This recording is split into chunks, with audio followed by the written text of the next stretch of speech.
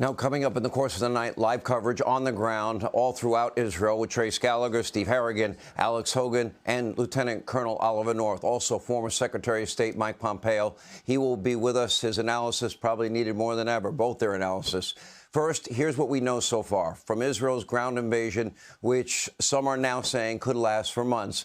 A very key objective we now know has to be for the IDF to destroy the vast network of tunnels constructed by Hamas under Gaza City. I've been in them. Now, the concrete tunnels, by the way, which have power, ventilation, were constructed under international aid. They used international aid money. A lot of that money happened to be your tax dollars, money that was intended for the Palestinian people. Keep that in mind when Joe Biden tries to pitch you on the $100 million in humanitarian aid for the Palestinians. But this money, instead of building this network of tunnels, should have been used for infrastructure, schools and hospitals, but instead used by the terror group Hamas for shelter, travel, the coordination of attacks to capture, kill, kidnap Israelis. And they also used for the storage of their weaponry and many other day-to-day operations. Now, sadly, this underground network was built below residential areas. Why? Well, of course, in order to use civilians above as human shields. Now, take a look at your screen. This animation shows how Hamas actually built their terrorist headquarters directly underneath Gaza's largest hospital. I wonder if that's the same hospital that was blown to smithereens by the Israelis when it never got hit, and it was from the Islamic Jihad.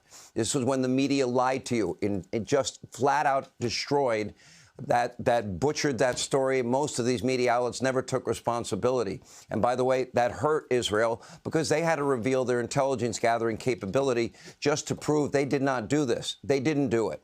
This is one of the reasons the IDF has been pleading with residents now for almost 21 straight days in Gaza now to move south of the city. Now, unfortunately, the freedom-loving terrorists of Hamas, the people that have been praised all around university campuses in our country, they are preventing civilians from actually evacuating. According to a phone call between an IDF soldier and a resident of Gaza, Hamas is blocking roads, even shooting at people as they flee. Listen for yourself.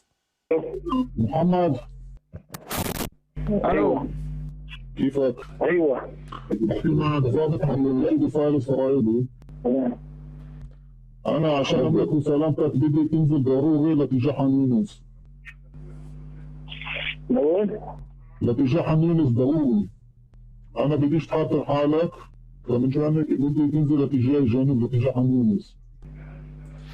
نفكر كل الطرق. طيب يا عمي محل ما انت موجود فيه أيوة. انت لازم وين سكر الطريق؟ حماس؟ صحيح. ايش؟ ايوه صحيح. وين سكروا الطريق؟ عن شارع صلاح الدين. صلاح الدين؟ ايوه. كيف هم سكروا الطريق؟ بوجهوا الناس مش حد يطلع، ما عاد الناس بيطلعوا بوجهوهم. اما شو يعني حطوا سيارات شو سووا؟ ايوه. كيف بالضبط؟ فهمني.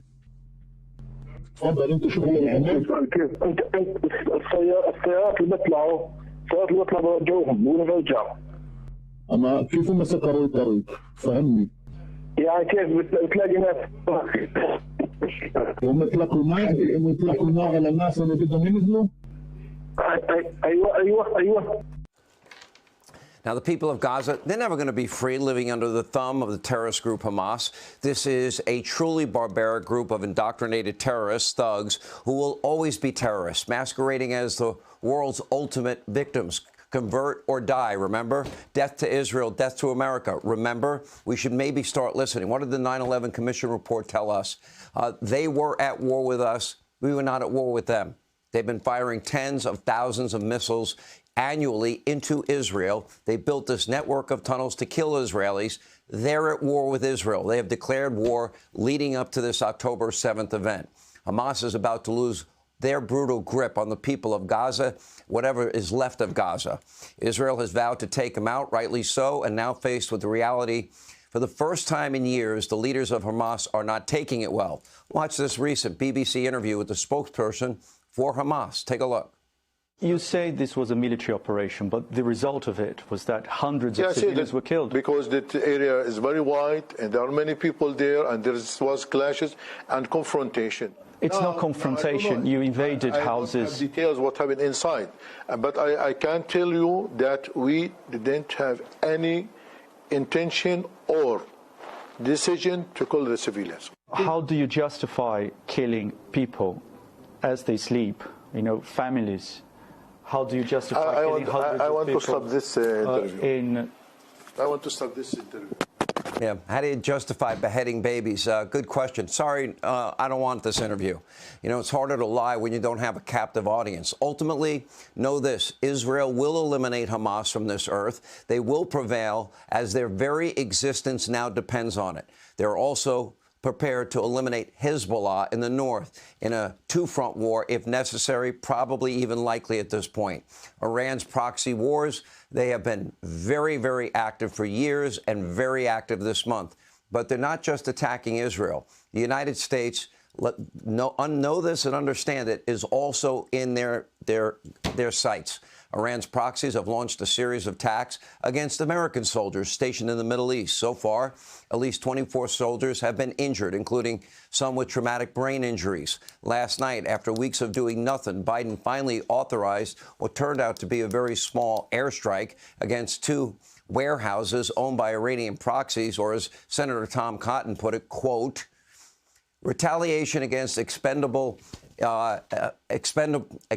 proxies, especially unoccupied proxy warehouses, merely validates Iran's strategy to use proxies to attack Americans. They are laughing at us in Tehran and Iran, and will continue to target Americans until President Biden gets serious about imposing severe costs on Iran.